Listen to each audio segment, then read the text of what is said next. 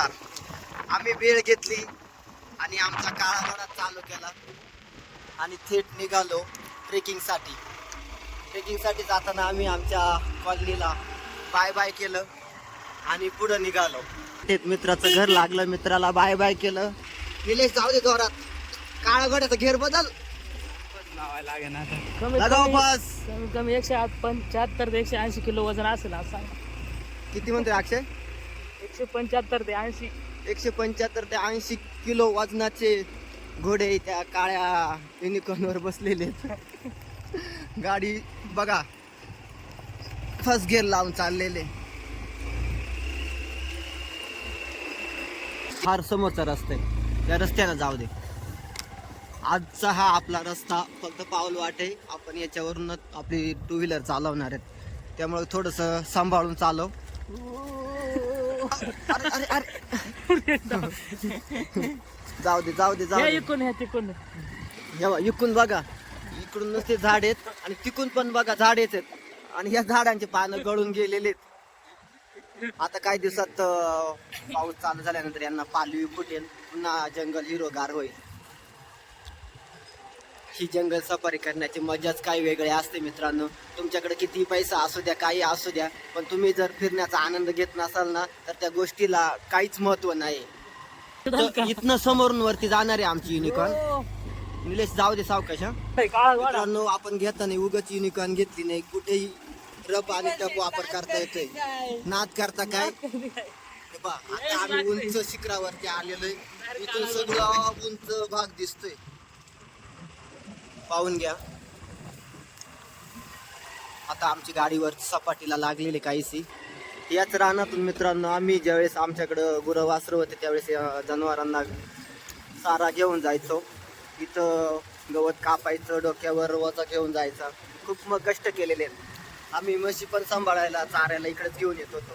हे जंगल म्हणजे आमच्यासाठी नवीन नाही, पण थोडे आम्ही अपडेट झाल्यामुळं इकडे दुर्लक्ष केलेलं आहे. पण आज पुन्हा आम्हाला आमचे बालपण आठवायचं होतं म्हणून आम्ही गाडी चालू केली आणि थेट या जंगलामध्ये आलोय.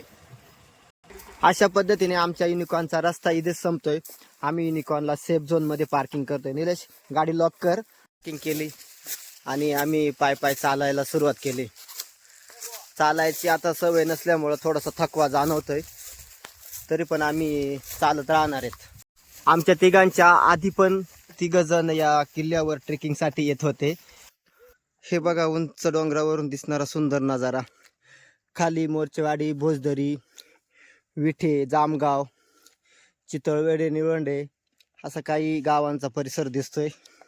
अशा प्रकारे एक एक पाऊल टाकत टाकत आमची 3 वानरसेना या डोंगराच्या टेकडावर येऊन पोचली आणि दम खायला बसली. पोचल्यानंतर सर्व ग्रुप सोबत मी एक छानसा सेल्फी आणि सेल्फी व्हिडिओ घेतली. मित्रांनो काय वाटतंय तुम्हाला ट्रेकिंग बद्दल? मजा वाटती, मजा आली, पण हजा बी होती. मित्रांनो कोणतंही चांगलं दृश्य बघायचं म्हटल्यानंतर थोडं त्रास घेणं आलंच. हे बघा आमची गँग इथं बसलेली. आता थोडासा विसावा घेऊन आम्ही पुढच्या प्रवासाला सुरुवात करणार आहेत आणि तो प्रवास खास आम्ही बघण्यासाठी, अनुभवण्यासाठी आलेलो आहे. घेतल्यानंतर गँगने पुन्हा चालायला सुरुवात केली, कारण आम्हाला बघायचा होता गाडलेला राक्षस.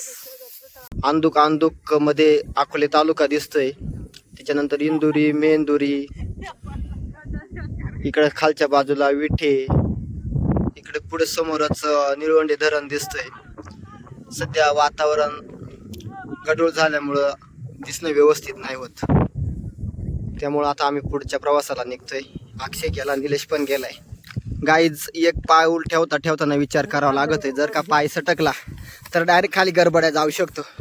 हळूहळू चला रे. गाई सांडला. गाई सांडत सांडत खाली येऊ राहिलेत.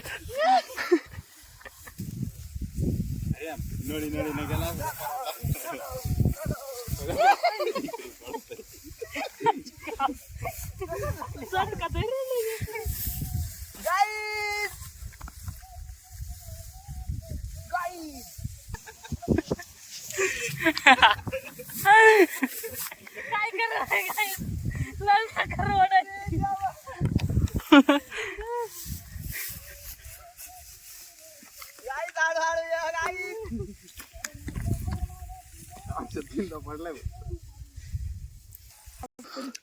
दर मजल करत आम्ही एक एक पाऊल टाकत पुढे चाललो होतो. उंच उंच डोंगर होते, कडे होते, कपाऱ्या होते, झाडं झुडपं सगळं काही एकत्र दिसत होतं. नजरेला असं छान वाटत होतं. असं मनाला वाटलं की आपण इकडे फिरण्यासाठी पावसाळ्यातच यायला हवं होतं. पण ठीक आहे, हिवाळ्यामध्ये आलोय. पुढच्या वर्षी नक्की पावसाळ्यामध्ये येण्यासाठी आम्ही प्रयत्न करूच. हा जो उंच डोंगर आहे ना, या डोंगरावरून असं असं असं असं खाली आम्ही आलोय. गरबड्या घसरत पडत उठत. मित्रांनो, हा जो चारा दिसतोय ना, हा चारा जनावरांसाठी एकदम छान आहे. गाई, वासरं, शेळ्या, म्हशी आवडीनं खातात हा चारा. आणि आमच्या गावातील लोक ज्यांच्याकडे गाई म्हशी आहेत, अजूनही या ठिकाणावरून जवळपास 1-1.5 किलोमीटर येऊन इथला चारा कापून जनावरांसाठी घेऊन जातात. ते आल्यावर आम्हाला इथं खडकावरती असे गोल गोल खड्डे दिसले. थोडक्यात ही छोटीशी विहीरच म्हणावी लागेल. तिला साफसफाई करतो. पाणी पण याच्यात पडलं तर भरून जाईल. 2-3 पाखरं पाणी पितील. फेकून इथं एक आहे, इथं एक छोटीशी गल आहे. कसं काय असे गोल खड्डे पडलेत माहीत नाही, पण अनेक ठिकाणी पडलेलेत. हा पूर्ण काळा पाषाण आहे. कुठं छनीने कोरलेलं दिसत नाही, पण खड्डे पडलेत गोल गोल. चेंडूसारखा दिसणारा हा डोंगर पाडाळणे, आंबड, विठे अशा 3 गावांच्या हद्दीवर आहे. छान मस्त टकाटक दिसतोय. आणि समोरच इकडे झेंडा लावलेला आहे. राक्षसांच्या समाधीजवळ आता सर्व वानरसेना पोहोचली. जवळून इकडून तिकडून बारीक निरीक्षण करून बघतायत. उंच डोंगरावरून खाली गवत कापणाऱ्या पब्लिकला आम्ही आवाज दिला, त्यांनी पण आम्हाला उत्तर आवाज दिला. कसं वाटतंय? सुंदर निसर्ग आहे बघण्यासाठी. सुतारणीच्या नाकावर पोहोचल्यावर आम्ही सर्वांनी एक छान सेल्फी व्हिडिओ घेतला. मित्रांनो, या ठिकाणी गार गार हवा सुटलेली होती. मन खूप प्रसन्न झालं. खाली पण झाडच होती, लोकांची शेती होती. आणि सगळ्यात भारी शुद्ध, एकदम शुद्ध हवा. बस हवा नाका साठून घेतो. श्वसून घ्या रे हवा. ही आमची वानर सेना काहीशी थकलेली आहे. काहीच हात वर करा. सगळी पब्लिक आता माझ्या पाठीमागे येत होती, कारण समोर वाघाची गुहा होती. सगळी पब्लिक घाबरत होती पुढे चालायला. पण मी एक पाय हळू हळू हळू टाकत डायरेक्ट वाघाच्या गुहेजवळ आणि सुतारणीच्या नाकावर सगळी गँग घेऊन आलो. मित्रांनो, घाबरू नका. हा निसर्ग, जंगल जमीन सगळं आपलंच आहे. आपण त्याचं रक्षण करतोय, तो पण आपलं रक्षण करणार. बोला. आम्ही सोबत आणलेली भेळ सोडली आणि थकल्यामुळं आम्हाला भूक पण लागली होती. त्यामुळे आम्ही सगळ्यांनी मिळून भेळ खायला सुरुवात केली. पाण्याची एक बिस्लरी आणली होती. आणि खरं सांगायचं ठरलं तर आम्ही 3घच येणार होतो, मी, अक्षय आणि निलेश. पण आमच्या अगोदर अजय, बाळू आणि आमचे नानासुद्धा आलेले होते. आम्हाला त्यांची साथ भेटली, त्यामुळं आमचा आनंद पण खूप दुगिणीत झाला. त्यांना पण आम्ही आमच्याकडनं पाहुणचार म्हणून भेळ खाऊ घालतोय. मित्रांनो, भेळ खायची हा सगळ्यांनी, प्रत्येकाने 2-2 घास खायचेत. आणि या निसर्गाला थोडासा नैवेद्य दाखवायचा आहे. कांदा पण आणलेला आहे, कांदा पण फोडा. आमच्या घरचे सांगतात की बाहेर जंगलात किंवा इकडे तिकडे कांदा आणि भेळ खाऊ नये, भूत लागत आहेत. तर मला असं वाटत आहे आम्हाला भूत नाही, पण भूतनी लागली ना आम्ही घरी घेऊन जाऊ तिला. आम्हाला बघायचे आता किती भूत लागतायत. खा रे सगळ्यांनी भेळ खा, बघू भूत लागतोय का भूतनी लागत आहे. त्यांचा नंतर विचार करू, पोटाचा विचार करा. या ठिकाणी राक्षस गाडलेला होता. अनेक लोकांनी इथं खोदकाम करून काही अवशेष सापडतात की नाही ते बघण्याचं काम केलेलं आहे. खोदलेली जागा दिसते ना, हीच जागा आहे ना ती राक्षस गाडल्याची. तिथून तर इथपर्यंत असं ही त्याची अंत्यविधी केलेली जागा आहे. पण काही लोकांना कशाची अपेक्षा असते काही माहीत नाही, त्यांनी ही इथली जागा खोदून खराब करून टाकलेली, जेणेकरून पुढच्या येणाऱ्या पिढींसाठी काय होतं काय झालं हे सुद्धा सांगता येणार नाही.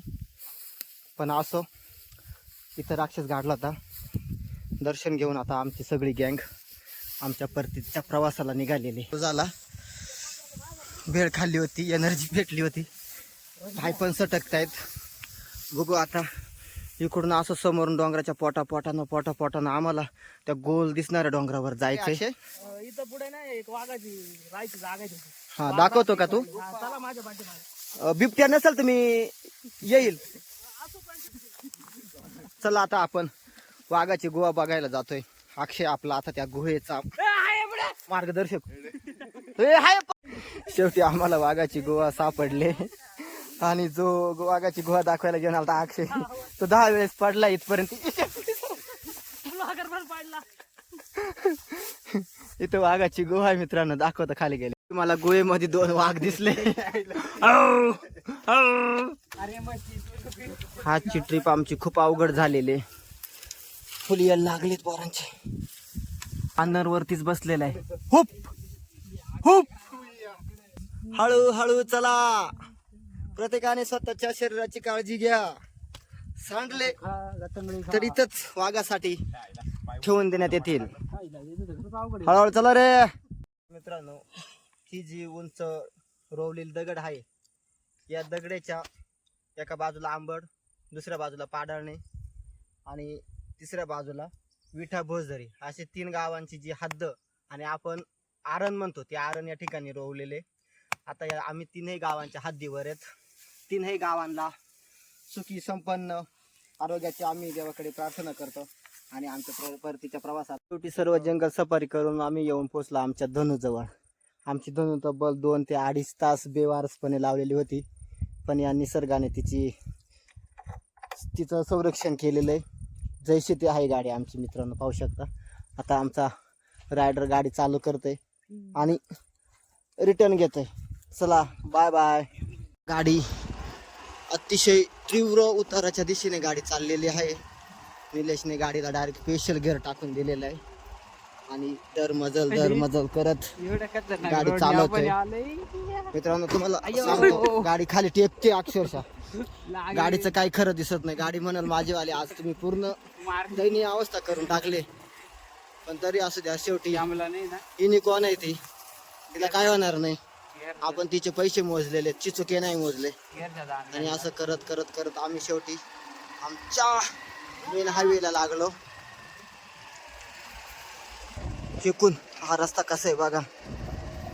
कधी चालवले का अशा रस्त्यानं कोणी गाडी चालवली असेल तर आम्हाला कमेंट मध्ये कळवा. या राक्षस पॉइंटला व्हिजिट देण्यासाठी मित्रांनो तुमची 4 चाकी इथपर्यंत येऊ शकते. इथपर्यंत रस्ता झालेला आहे. तिथून पुढे तुम्ही 2 चाकीवर जाऊ शकता. नंतर पाय चालत जावं लागेल आणि सर्व स्वतःची रिस्क घ्यावी लागेल. रिस्क हे तर इश्क हे मित्रांनो, पण फिरायचं सोडू नका. शेवटी आमची गाडी आमच्या कॉलनीमध्ये पोहोचली आणि गाडी सुपर हायवे ना सुपर डुपर स्पीडने पळायला लागले. आम्ही खूप थकलो होतो. आता डायरेक्ट मंगेच्या दुकानात जाऊन एनर्जी ड्रिंक घेणार आहेत, म्हणजे गाईजने गाडी या ठिकाणी स्टॉप केली आणि प्रवास संपला. कसा वाटला आमचा आजचा मिनी ब्लॉग कळू शकता.